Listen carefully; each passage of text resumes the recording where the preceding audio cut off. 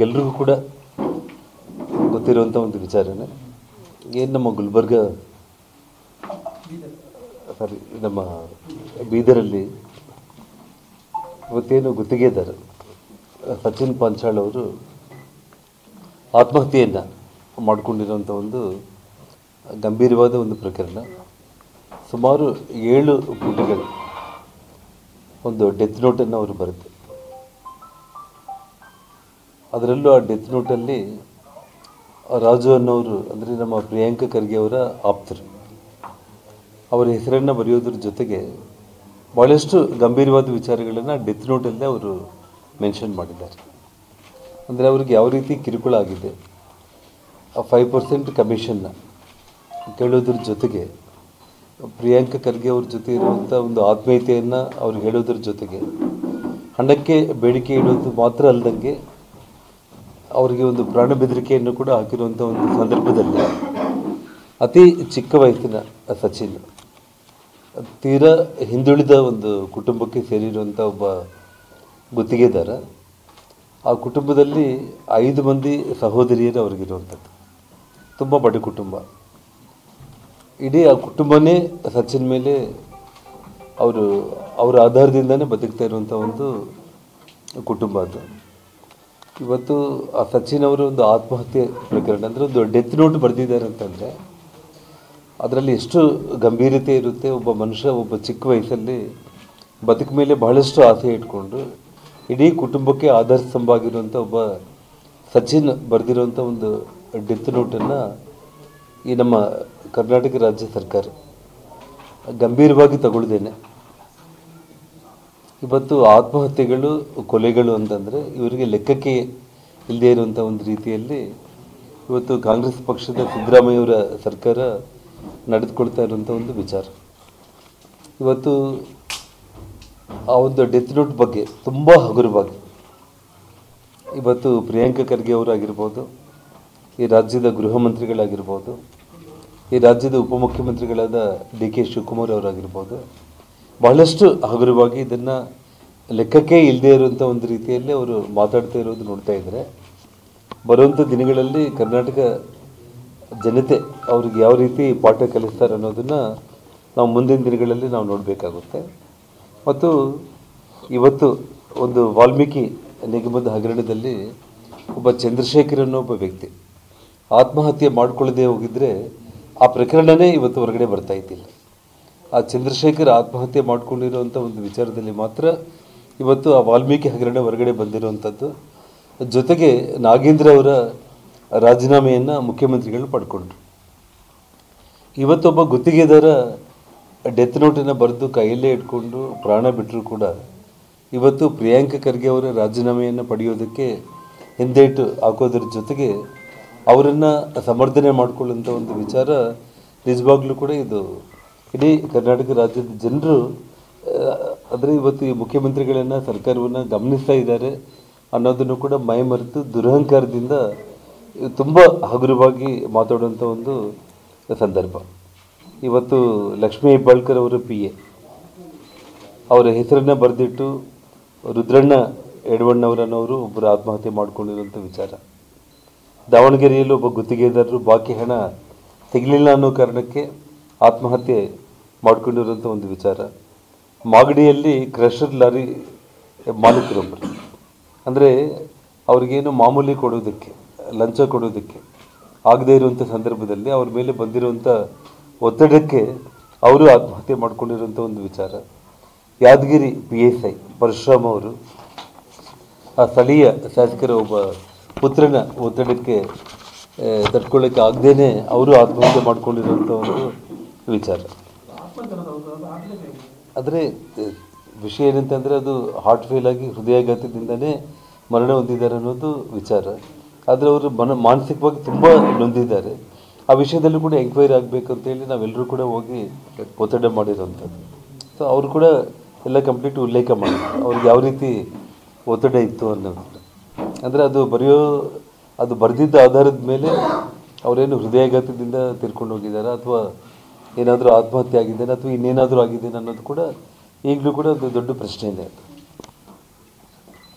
ಇನ್ನು ಇದರಲ್ಲಿ ನಾವು ಡೀಪಾಗಿ ನಾವು ಹೋದ ಪಕ್ಷದಲ್ಲಿ ಒಬ್ಬ ಹಿಂದೂ ಮತಕ್ಕೆ ಸಂಬಂಧಪಟ್ಟಂತೆ ನಮ್ಮ ಹಿಂದೂ ಸಮಾಜದ ಸಿದ್ಧಲಿಂಗ ಸ್ವಾಮೀಜಿಯವರನ್ನು ಕೊಲೆ ಮಾಡೋದಕ್ಕೆ ಮಹಾರಾಷ್ಟ್ರದ ಒಂದು ಸುಫಾರಿ ಒಂದು ಕಿಲ್ಲರ್ಸ್ ಏನಿದ್ದಾರೆ ಅವ್ರಿಗೆ ಕಾಂಟ್ರ್ಯಾಕ್ಟ್ ಕೊಟ್ಟಿರೋಂಥ ಒಂದು ವಿಚಾರ ಆಗಿರ್ಬೋದು.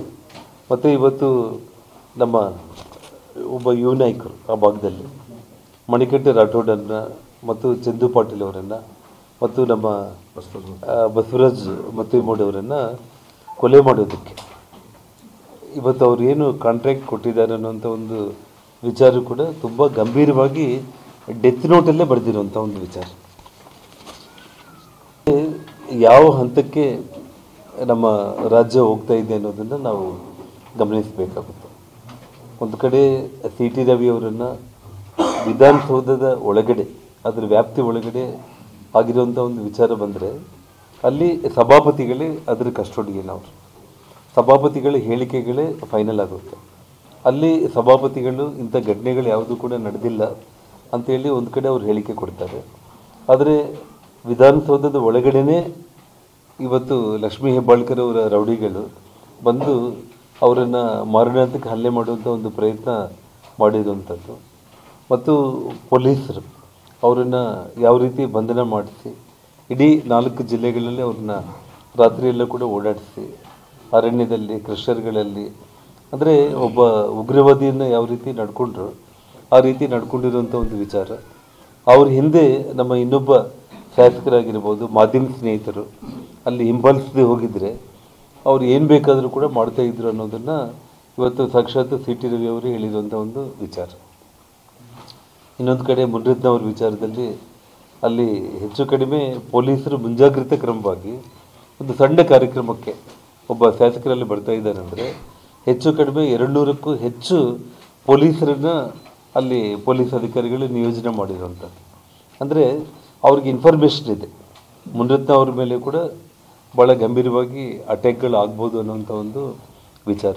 ಈ ರೀತಿ ನಾವು ತಗೊಳ್ತಾ ಹೋಗ್ತಾ ಇದ್ದರೆ ನಾವು ಬೀದರು ಗುಲ್ಬರ್ಗದಿಂದ ಹಿಡಿದು ಇವತ್ತು ಬೆಳಗಾವಿ ಆಗಿರ್ಬೋದು ಬೆಂಗಳೂರು ಆಗಿರ್ಬೋದು ಶಾಸಕರುಗಳಿಗೆ ಮತ್ತು ಗುತ್ತಿಗೆದಾರರಿಗೆ ಮತ್ತು ಅಧಿಕಾರಿಗಳಿಗೆ ಇವತ್ತು ಸತತವಾಗಿ ಒಂದು ಆತ್ಮಹತ್ಯೆ ಒಂದು ಪ್ರಕರಣಗಳು ಈ ರೀತಿ ನಡೀತಾ ಇದೆ ಅಂತಂದರೂ ಕೂಡ ಸರ್ಕಾರ ಇಷ್ಟು ನಿರ್ಲಕ್ಷ್ಯವಾಗಿ ಇದೆ.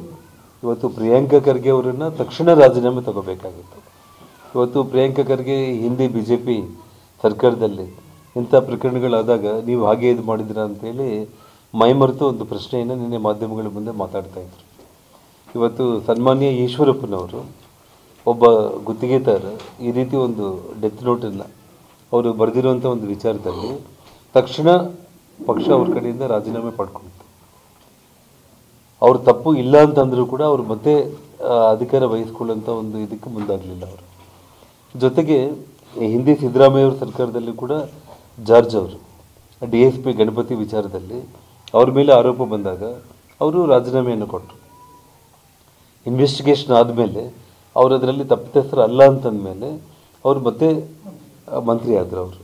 ಇವತ್ತು ಪ್ರಿಯಾಂಕಾ ಖರ್ಗೆ ಆ ರೀತಿ ರಾಜೀನಾಮೆ ಕೊಡುವಂಥ ಒಂದು ನೈತಿಕತೆಯನ್ನು ಅವರಾದರೂ ವಹಿಸಬೇಕಾಗಿತ್ತು ಅಥವಾ ಈ ರಾಜ್ಯದ ಮುಖ್ಯಮಂತ್ರಿಗಳು ಅವ್ರ ಕಡೆಯಿಂದ ರಾಜೀನಾಮೆ ತಕ್ಷಣ ಪಡ್ಕೋಬೇಕಾಗಿತ್ತು. ಯಾಕೆಂತಂದರೆ ಇವತ್ತು ಪ್ರಿಯಾಂಕಾ ಖರ್ಗೆ ಜೊತೆಯಲ್ಲಿ ಈ ರಾಜ್ಯದ ಮುಖ್ಯಮಂತ್ರಿ ಆ ರೀತಿ ರಾಜೀನಾಮೆ ಪಡ್ಕೊಳ್ಳೋಷ್ಟು ಒಂದು ಧೈರ್ಯ ಮತ್ತು ಶಕ್ತಿ ಕೂಡ ಅವರಲ್ಲಿ ಇಲ್ಲ. ಕಾರಣ ಏನಂತಂದರೆ ಪ್ರಿಯಾಂಕಾ ಖರ್ಗೆ ಇವತ್ತು ತಾವೆಲ್ಲ ಮಾಧ್ಯಮ ಸ್ನೇಹಿತರು ಅಸೆಂಬ್ಲಿಯಲ್ಲಿ ಗಮನಿಸ್ತಾ ಇರ್ತೀರಿ, ಮುಖ್ಯಮಂತ್ರಿಯನ್ನು ಪ್ರಶ್ನೆ ಕೇಳಿದರೆ ಪ್ರಿಯಾಂಕಾ ಖರ್ಗೆನೇ ಎದ್ದು ಮಾತಾಡ್ತಾರೆ. ಗೃಹ ಮಂತ್ರಿಗಳ ಬಗ್ಗೆ ನಾವು ಪ್ರಶ್ನೆ ಕೇಳಿದರೆ ಪ್ರಿಯಾಂಕಾ ಖರ್ಗೆನೇ ಎದ್ದು ಮಾತಾಡ್ತಾರೆ.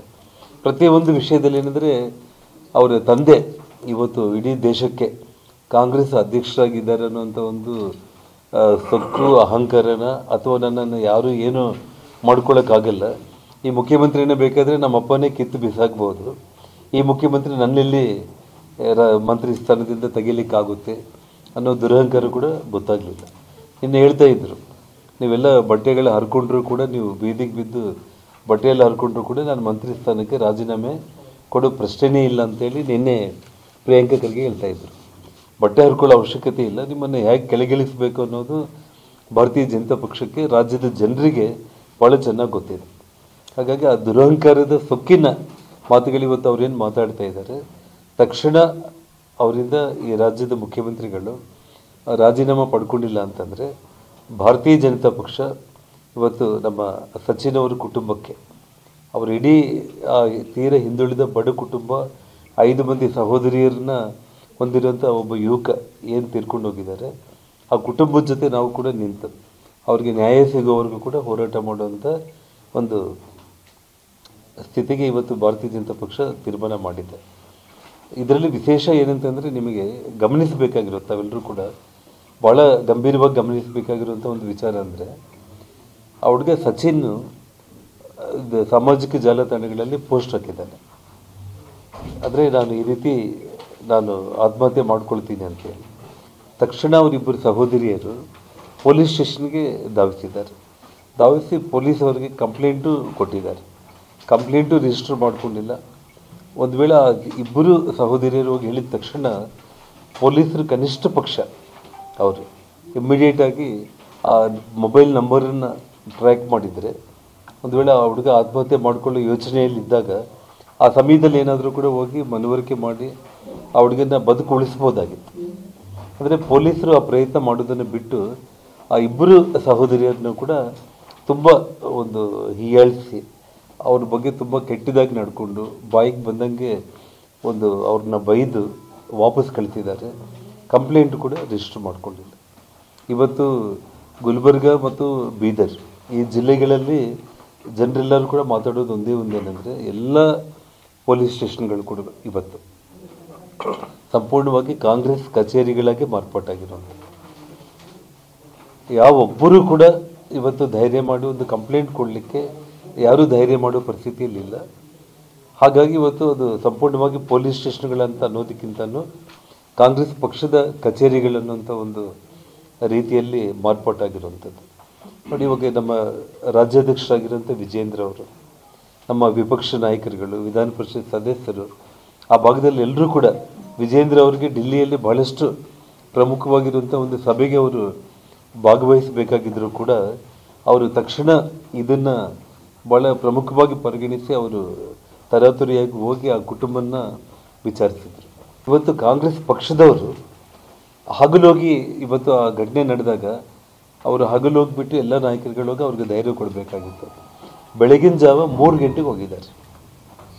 ಇಲ್ಲಿ ತಾವು ಗಮನಿಸಬೇಕಾಗಿರೋದು, ಬೆಳಗಿನ ಜಾವ 3 ಗಂಟೆಗೆ ಸಚಿನ್ ಅವ್ರ ಮನೆಗೆ ಹೋಗ್ಬಿಟ್ಟು ಅವ್ರ ಸಹೋದರಿಯರೆಲ್ಲರಿಗೂ ಕೂಡ, ನೀವು ಇದನ್ನು ತುಂಬ ಗಂಭೀರವಾಗಿ ನೀವೇನಾದರೂ ತಗೊಂಡು ಈ ರೀತಿ ನೀವು ಬೀದಿಗೆ ಬಿದ್ದು ನಮ್ಮ ಪಕ್ಷಕ್ಕೆ ಮತ್ತು ಪ್ರಿಯಾಂಕ ಖರ್ಗೆ ಅವ್ರಿಗೆ ಏನಾದರೂ ತೊಂದರೆ ಮಾಡೋ ಪರಿಸ್ಥಿತಿ ಏನಾದರೂ ಬಂತು ಅಂದರೆ ನಿಮ್ಮ ಗತಿ ಏನಾಗುತ್ತೆ ಅಂತೇಳಿ ಅವರಿಗೆ ಬೆದರಿಕೆಯನ್ನು ಹಾಕಿ ಹೆದರಿಸಿ, ನಾಳೆಯಿಂದ ನೀವು ಯಾವುದೇ ಕಾರಣಕ್ಕೂ ಕೂಡ ಹೊರಗಡೆ ನೀವು ಎಲ್ಲಿ ಕೂಡ ಕಾಣಿಸ್ಬಾರ್ದು, ಈ ವಿಷಯವನ್ನು ನೀವು ಎಲ್ಲಿ ಕೂಡ ನೀವು ಭಾಳ ಗಂಭೀರವಾಗಿ ತಗೊಂಡು ಹೋರಾಟ ಮಾಡುವಂಥ ಪರಿಸ್ಥಿತಿ ಬಂತು ಅಂದರೆ ನಿಮಗೆ ನಾವು ಗತಿ ಕಾಣಿಸ್ತೀವಿ ಅಂತೇಳಿ ಬೆಳಿಗ್ಗೆ 3 ಗಂಟೆಗೆ ಹೋಗಿ ಅವ್ರನ್ನ ಹೆದರಿಸಿ ಬಂದಿದ್ದಾರೆ. ಸೊ ಹಾಗಾಗಿ ಇವತ್ತು ಆ ಕುಟುಂಬಕ್ಕೆ ಎಲ್ಲ ಒಂದು ರೀತಿಯಲ್ಲೂ ಕೂಡ ನಾವು ಅವರ ಜೊತೆಯಲ್ಲಿ ನಾವು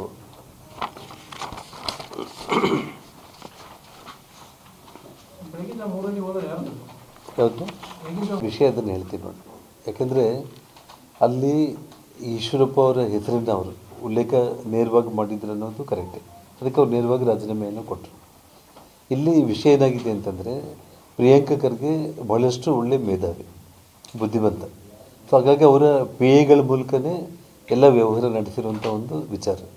ಇವಾಗ ನಾನು ಅವರು ತಪ್ಪು ಮಾಡಿಲ್ಲ ಅನ್ನೋದೇ ನಿಜ ಆಯಿತು ಅಂತಂದರೆ ಇನ್ವೆಸ್ಟಿಗೇಷನ್ ಮಾಡಲಿಕ್ಕೆ ಭಾಳಷ್ಟು ಸಮಯನೂ ಬೇಕಾಗಿಲ್ಲ. ಈ ವಿಷಯದಲ್ಲಿ ಒಂದು CBI ಎಂಕ್ವೈರಿ ಆಗಿಬಿಟ್ರೆ, ಇವಾಗ ರಾಜುನ ಬಂಧನ ಮಾಡಿದರೆ ಕೇವಲ ಸಚಿನ್ ಒಬ್ಬರ ಕಡೆಯಿಂದನೇ ಅವ್ರಿಗೆ ಒತ್ತಡ ಹಾಕಿ ಅಮೌಂಟ್ ವಸೂಲಿ ಮಾಡೋ ಪ್ರಯತ್ನ ಮಾಡಿದ್ರೆ, ಅಥವಾ ಪ್ರಿಯಾಂಕ ಖರ್ಗೆ ಪರವಾಗಿ ಇನ್ನೆಷ್ಟು ಅವ್ಯವಹಾರಗಳನ್ನ ಇವರು ಮಾಡಿದ್ದಾರೆ ಅನ್ನೋದೆಲ್ಲದನ್ನು ಕೂಡ ಬಯಲಿಗೆ ಬರುತ್ತೆ. ಮತ್ತು ರಾಜು ಬಾಯಿ ಬಿಟ್ರೇ ಎಲ್ಲ ವಿಷಯಗಳು ಕೂಡ ಪ್ರಿಯಾಂಕ ಖರ್ಗೆ ಬಗ್ಗೆ ಕೂಡ ಗೊತ್ತಾಗುತ್ತೆ. ಹಾಗಾಗಿ CBI ಎಂಕ್ವೈರಿ ಆದರೆ ಮಾತ್ರ ರಾಜು ಕಡೆಯಿಂದ ಪ್ರಿಯಾಂಕ ಖರ್ಗೆ ಅವರೆಲ್ಲ ಬಂಡವಾಳ ಹೊರಗಡೆ ಬರೋದಕ್ಕೆ ಸಾಧ್ಯ.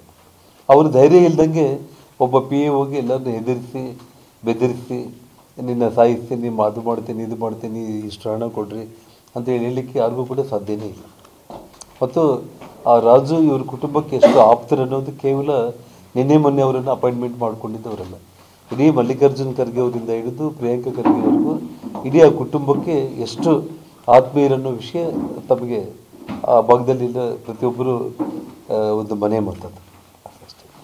ಹಾಗಾಗಿ ಇವತ್ತು ತಾವು ಕೇಳಿರೋ ಪ್ರಶ್ನೆಗೆ ಇವತ್ತು ಏನು ಸಚಿನ್ ಒಂದು ಸಾವಿನ ಪ್ರಕರಣವನ್ನು ಮುಖ್ಯಮಂತ್ರಿಗಳು ಪ್ರಿಯಾಂಕಾ ಖರ್ಗೆ ಅವ್ರ ಕಡೆಯಿಂದ ರಾಜೀನಾಮೆ ಪಡ್ಕೊಳ್ಳುವಂಥದ್ದು ಪ್ರಮುಖವಾಗಿರುವಂಥ ಒಂದು ವಿಷಯ. ಜೊತೆಗೆ CBIಗೆ ಅವರು ಈ ತನಿಖೆಯನ್ನು ವಹಿಸಬೇಕಾಗುತ್ತೆ. ಮತ್ತು ಯಾವುದೇ ಒಂದು ವಿಷಯದಲ್ಲಿ ಕೂಡ ಇವತ್ತು ಆ ನ್ಯಾಯ ಸಿಗೋ ವಿಚಾರದಲ್ಲಿ ಆ ಕುಟುಂಬಕ್ಕೆ ಇವತ್ತು ಧೈರ್ಯ ಏನಾದರೂ ಸಿಗಬೇಕು ಅಂತಂದರೆ CBIಯಿಂದ ಎಂಕ್ವೈರಿ ಮಾಡಿದರೆ ಮಾತ್ರ ಸಾಧ್ಯ. ಇವತ್ತು CID CODಗಳು ಇವೆಲ್ಲವುದರಿಂದ ಕೂಡ ಯಾವ ರೀತಿ ಕಾಂಗ್ರೆಸ್ ನಾಯಕರುಗಳು ಹೋಗಿ ಬೆಳಗಿನ ಜಾವ 3 ಗಂಟೆಗೆ ಹೆದರಿಸಿದಾರೋ ಇವರು ಕೂಡ ಅದೇ ರೀತಿಯಲ್ಲಿ ಹೋಗಿ ಹೆದರಿಸಿ ಪ್ರಿಯಾಂಕಾ ಖರ್ಗೆ ಅವ್ರ ಪರವಾಗಿ ಸ್ಟೇಟ್ಮೆಂಟ್ ತಗೊಳ್ಳುವಂಥ ಒಂದು ಪರಿಸ್ಥಿತಿ ಬರ್ಬೋದು. ಮತ್ತು ಸಚಿನ್ ಅವರ ಕುಟುಂಬಕ್ಕೆ ಡೇ ಆ್ಯಂಡ್ ನೈಟ್ ಅಂದರೆ ಹಗಲಿರಲು ಕೂಡ ಅವ್ರಿಗೆ ಭದ್ರತೆಯನ್ನು ನೀಡುವಂಥ ಒಂದು ವಿಚಾರಕ್ಕೆ ರಾಜ್ಯ ಸರ್ಕಾರ ತಕ್ಷಣ ಅದನ್ನು ಇಂಪ್ಲಿಮೆಂಟ್ ಮಾಡಬೇಕು. ಜೊತೆಗೆ ಅವ್ರ ಕುಟುಂಬಕ್ಕೆ, ಯಾಕೆಂದರೆ 5 ಮಂದಿ ಸಹೋದರಿಯರು, ಒಬ್ಬರು ಇಬ್ಬರು ಅಂತಲ್ಲ, ಇಡೀ ಕುಟುಂಬಕ್ಕೆ ಆಧಾರಸ್ತಂಭವಾಗಿದ್ದ ಸಚಿನ್ ಹೋಗಿರೋ ಕಾರಣ ಇವತ್ತು 1 ಕೋಟಿ ಹಣವನ್ನು ಆ ಕುಟುಂಬಕ್ಕೆ ಪರಿಹಾರವಾಗಿ ನೀಡುವಂಥ ಒಂದು ವಿಚಾರ. ಮತ್ತು ಆ ಸಹೋದರಿಯರೆಲ್ಲರೂ ಕೂಡ ತುಂಬ ವಿದ್ಯಾವಂತರಾಗಿದ್ದಾರೆ. ಅವರಲ್ಲಿ ಯಾರಿಗಾದ್ರೂ ಒಬ್ಬರಿಗೆ ತಕ್ಷಣ ಒಂದು ಸರ್ಕಾರಿ ಕೆಲಸ ಕೊಡುವಂಥ ಒಂದು ಜವಾಬ್ದಾರಿ ಸರ್ಕಾರ ತಗೋಬೇಕನ್ನೋದು ಭಾರತೀಯ ಜನತಾ ಪಕ್ಷದ ಒಂದು ಆಗ್ರಹ. ಬೇಡಿಕೆಗಳನ್ನು ಅವರು ತಕ್ಷಣ ಒಂದು ಕ್ಷಣ ಕೂಡ ಡಿಲೇ ಮಾಡಿದ್ದೇನೆ ರಾಜ್ಯದ ಮುಖ್ಯಮಂತ್ರಿಗಳು ಕ್ರಮ ಕೈಗೊಂಡ್ರೆ ಒಂದಿಷ್ಟು ರಾಜ್ಯದ ಜನರ ಮುಂದೆ ಅವ್ರಿಗೊಂದು ಗೌರವ ಅನ್ನೋದು ಇರುತ್ತೆ. ಇಲ್ಲ ಅಂತಂದರೆ ಜನರೇ ಅವರನ್ನು ಕೆಳಗಿಳಿಸುವಂಥ ಒಂದು ಪ್ರಯತ್ನ ಮಾಡ್ತಾರೆ. ಜಿಲ್ಲೆಯಲ್ಲಿ ಇರುವಂಥ ಪ್ರಮುಖ ಕಾಂಗ್ರೆಸ್ ಲೀಡರ್ಸೇ ಆಗಿರ್ತಾರೆ. ಪ್ರಿಯಾಂಕಾ ಖರ್ಗೆ ಅಂತೂ ಅಂತಲ್ಲ, ಹೋಗಿದ್ದಾರೆ ಅಂದರೆ ಆ ಜಿಲ್ಲೆ ಕಾಂಗ್ರೆಸ್ ನಾಯಕರುಗಳೇ ಹೋಗಿರ್ತದೆ. ಯಾಕೆಂದರೆ ಆ ಕುಟುಂಬನೇ ನಮ್ಮ ಪಕ್ಷದ ನಾಯಕರುಗಳ ಜೊತೆಯಲ್ಲಿ ಈ ರೀತಿ ಬೆಳಗ್ಗೆ 3 ಗಂಟೆಗೆ ಬಂದು ನಮ್ಮನ್ನು ಹೆದರಿಸಿದ್ದಾರೆ ಅಂತೇಳಿ ಹೇಳಿರೋಂಥ ಒಂದು ವಿಷಯ.